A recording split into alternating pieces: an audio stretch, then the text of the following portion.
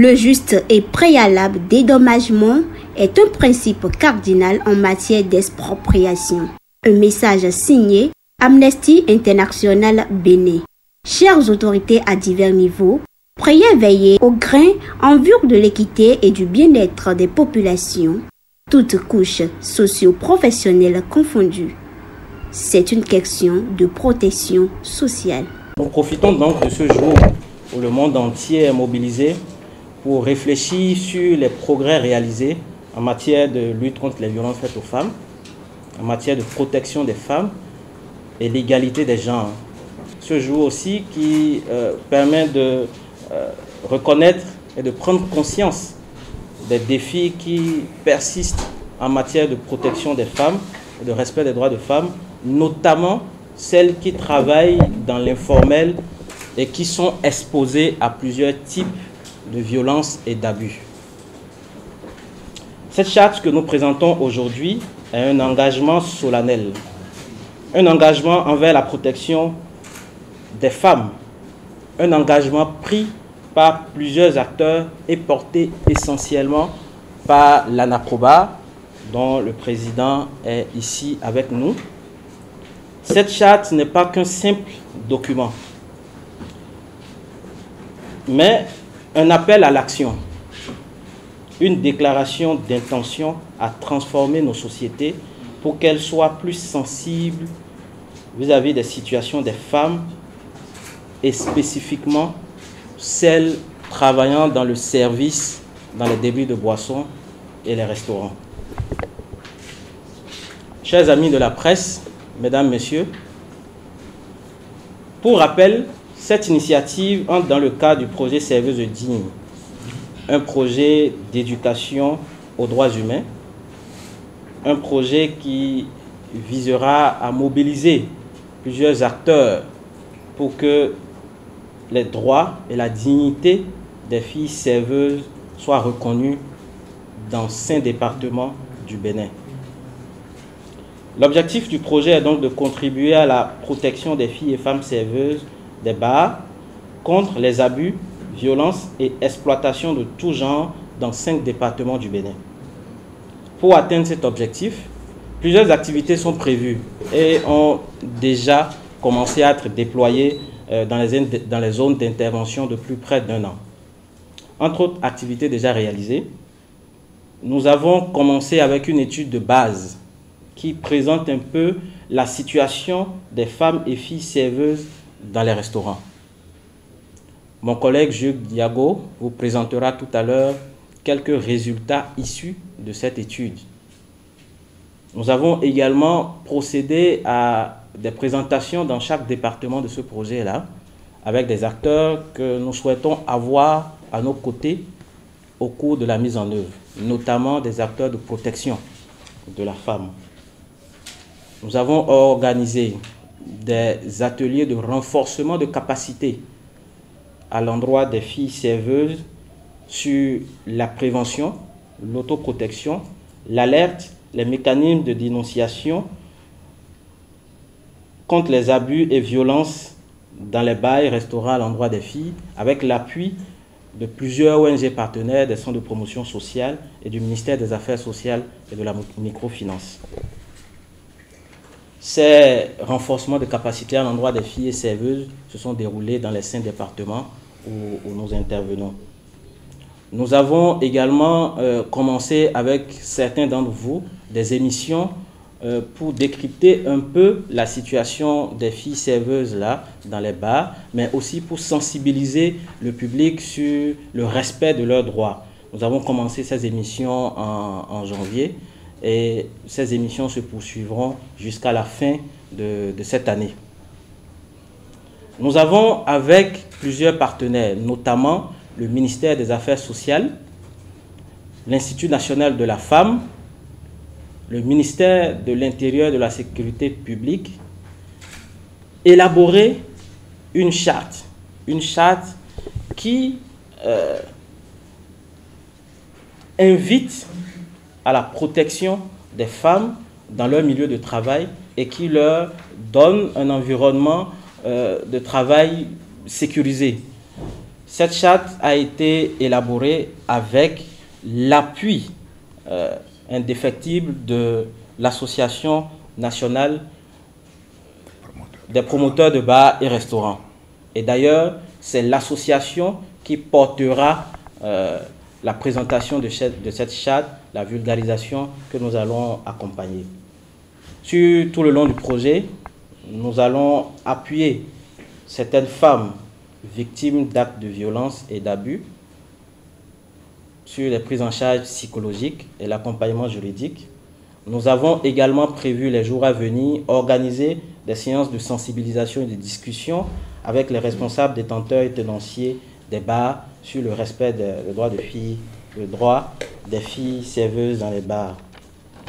Nous allons également lancer tout prochainement une campagne médiatique et de plaidoyer sur le respect de la dignité de ces filles-là chaque fois que nos concitoyens ou nous-mêmes allons prendre des boissons ou allons nous restaurer dans ces milieux-là où nos sœurs et nos femmes travaillent. Mesdames, Messieurs, comme je le disais tout à l'heure, ce projet intervient dans 5 départements, le Borgou, le Zou, l'Atlantique, le Littoral et l'Ouémé. Les bénéficiaires sont notamment les responsables de bars, les filles serveuses elles-mêmes, les usagers et usagères des restaurants et bars. Le projet durera 30 mois, je vais dire cette première phase, de janvier 2023 à juin 2025. Je voudrais finir mon mot introductif en remerciant l'ANACOBA qui, depuis le début, nous accompagne, nous aide également à mobiliser les promoteurs et promotrices de bars-restaurants, nous ont accompagnés dans l'élaboration de cette charte, nous accompagnent sur les émissions radio et tout ce qui reste à venir. Je voudrais ensuite vous inviter à vulgariser au maximum cette charte et à organiser même des émissions, des plateaux télévisés autour du contenu de cette charte. Je vais me permettre de vous présenter en 10 points les différents points énumérés au niveau de cette charte de bonne conduite qui seront mis à la disposition des promoteurs de bars et usagers de ces bars-restaurants-là. Il n'y a pas que les bars-restaurants, hein. Il y a aussi d'autres réceptifs, les hôtels, les auberges, les cafétérias, ainsi de suite. Des enquêtes ont été faites dans tous ces domaines-là, ce qui nous a permis de monter cette charte-là que nous allons mettre à leur disposition désormais par l'appui aussi bien de vous, journalistes, que d'autres organisations qui vont nous aider sur le terrain à bien vulgariser cette charte-là. Donc au premier point, nous avons parlé de l'élaboration et vulgarisation d'un règlement intérieur qui régit les comportements à avoir dans un bar. Vous savez que dans un bar, il n'est pas serveuse de bar qui veut, mais il y a des critères qui accompagnent cela. Donc, lorsque vous recrutez une serveuse, vous devez quand même savoir dans quel cadre il faut les recruter. D'où d'abord la tenue vestimentaire, l'accueil d'abord, la tenue vestimentaire, l'hygiène corporelle, l'hygiène vestimentaire et tout. Donc il y a beaucoup de choses qui entrent en ligne de compte dans ce domaine-là. Et avant l'élaboration de ce règlement intérieur qui doit être vulgarisé, et cela doit se savoir avec tous les serveuses, serveurs et usagers. Donc le second point, c'est assurer la protection des bonnes mœurs, la préservation de la dignité humaine et la décence du style vestimentaire. C'est ce que je disais tout à l'heure là. Lorsque déjà un client arrive, vous savez, il faut d'abord l'accueil. À l'accueil, c'est le front office dont on parle là. Et après le front office, il y a la présentation de la serveuse. Il y a aussi la tenue vestimentaire. Il y a, vous savez, lorsque la serveuse ne s'habille pas de façon décente, ça ne fait pas bien pour le service. Donc le promoteur doit pouvoir quand même enseigner tout ça là à ses serveuses et serveurs. La tenue vestimentaire, donc elle s'habiller de façon décente. Il y a aussi mettre en place des affiches d'interdiction d'abus sexuels et de violence. Donc l'affiche va renseigner sur les abus sexuels commis sur les filles et femmes serveuses exerçant dans ces bars et restaurants-là. Aussi, ne recruter aucun employé âgé de moins de 18 ans. Il a dit que avant de recruter un employé, vous devez tenir compte de son âge. Il doit vous amener au moins sa carte d'identité ou son acte de naissance, ce qui justifie que effectivement celui-là ou celle-là n'a pas moins de 18 ans. Si la personne a moins de 18 ans, vous ne pouvez pas la recruter. Autre point, c'est élaborer et signer un contrat de travail entre les deux parties, après vérification d'une pièce d'identité ou d'un acte d'état civil de l'employé. Vous voyez, vous ne pouvez pas recruter sans un contrat de travail. Donc, le contrat de travail, c'est d'abord cet écrit-là que vous élaborez, qui met en commun deux parties. Il y a l'employé et l'employeur. Et dans le contrat, il y a des clauses.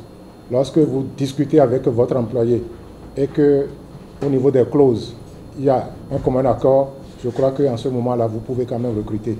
Mais s'il n'y a pas accord au niveau des clauses de contrat, là, vous pouvez quand même laisser votre employé partir parce que s'il n'est pas d'accord avec ce que vous lui énumérez au niveau du contrat, je crois que la personne peut partir.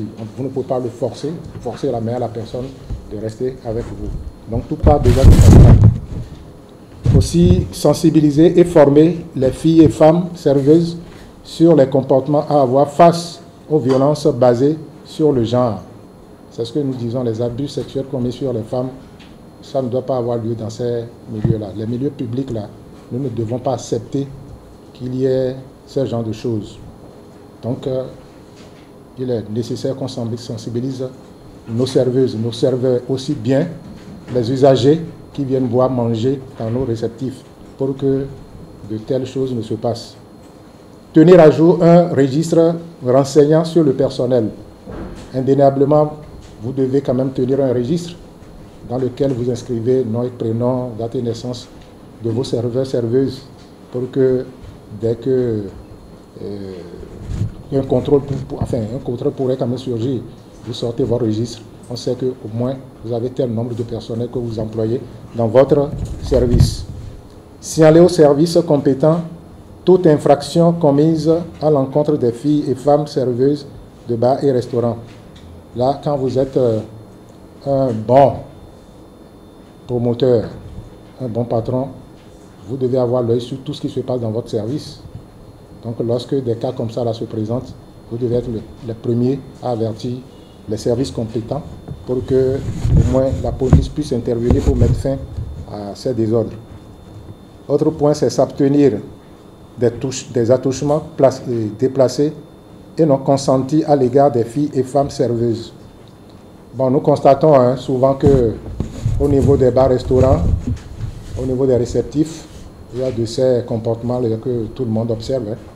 Les attouchements, toucher les seins, les fesses, les cuisses des femmes, ce n'est pas bien séant. Ce n'est pas du tout bien. Surtout que désormais, vous savez que nous aurons la visite des touristes dans le pays. Lorsque ceux-là viendront voir les jeunes gens, jeunes filles en train de se livrer à ces genres de jeux-là, vous savez que ça, c'est prohibé, c'est pas bien. Il faut qu'on évite tout ça là, parce que désormais, avec ce qui se passe dans le pays, la construction des infrastructures routières et touristiques, il vaut mieux que déjà on commence par prendre les dispositions pour que cela n'arrive. Maintenant, s'abstenir des attouchements, je l'ai déjà dit tout à l'heure. Et enfin, s'adresser aux filles et femmes serveuses avec courtoisie et respect.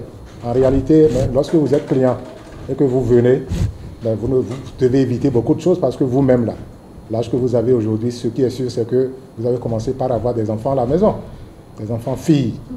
Donc la précaution que vous prenez au niveau de ces enfants-là, je voudrais vous demander de prendre cette même précaution au niveau de ces filles-là qui travaillent dans des bars parce que effectivement, par rapport à leur tenue, ça attire. Mais désormais, nous allons interdire tout ça là pour que cela ne puisse se passer désormais dans les bars. Parce que quand il n'y a pas ça là, c'est l'action qui amène la réaction. Lorsque vous voyez tout ça, là, vous réagissez automatiquement parce que ça soulève en vous un certain nombre de choses, de virus. Donc désormais, nous allons même faire tout ça là pour que chacun puisse rester à sa place. Je vous remercie. Le juste et préalable dédommagement est un principe cardinal en matière d'expropriation. Un message signé Amnesty International Bénin. Chères autorités à divers niveaux, priez veiller au grain en vue de l'équité et du bien-être des populations, toutes couches socio-professionnelles confondues. C'est une question de protection sociale.